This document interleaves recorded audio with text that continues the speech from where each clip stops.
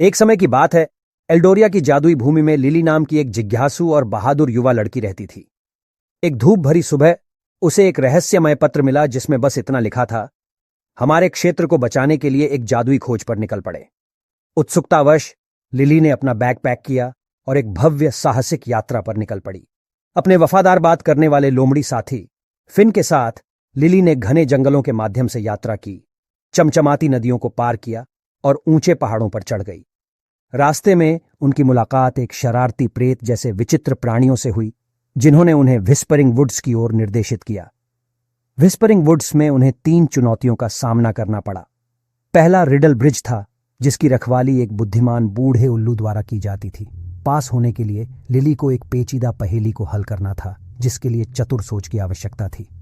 इसके बाद उनका सामना ल्यूमिनस लैगून से हुआ, जहां उन्हें रास्ते को रोशन करने के लिए चमकते जुगनुओं को इकट्ठा करना था। अंतिम चुनौती शांत प्रतिमा उद्यान थी, जो एक चंचल बौने द्वारा संरक्षित थी। उसने आगे का रास्ता खोलने के लिए लिली को स्मृति के खेल में चुनौती दी।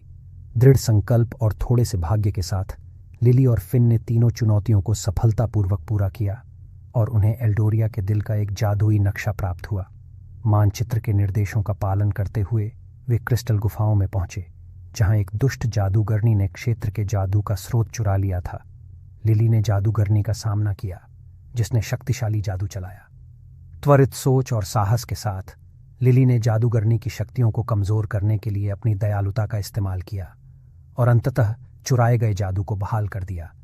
उसकी बहादुरी के पुरस्कार के रूप में एल्डोरिया की भूमि एक जीवंत स्वर्ग में बदल गई और इसके आभारी निवासियों ने लिली के सम्मान में एक भव्य दावत मनाई। लिली को एहसास हुआ कि असली जादू हमेशा उसके दिल में था और फिन और उसकी यात्रा के दौरान उसके दोस्तों के साथ उसका बंधन था।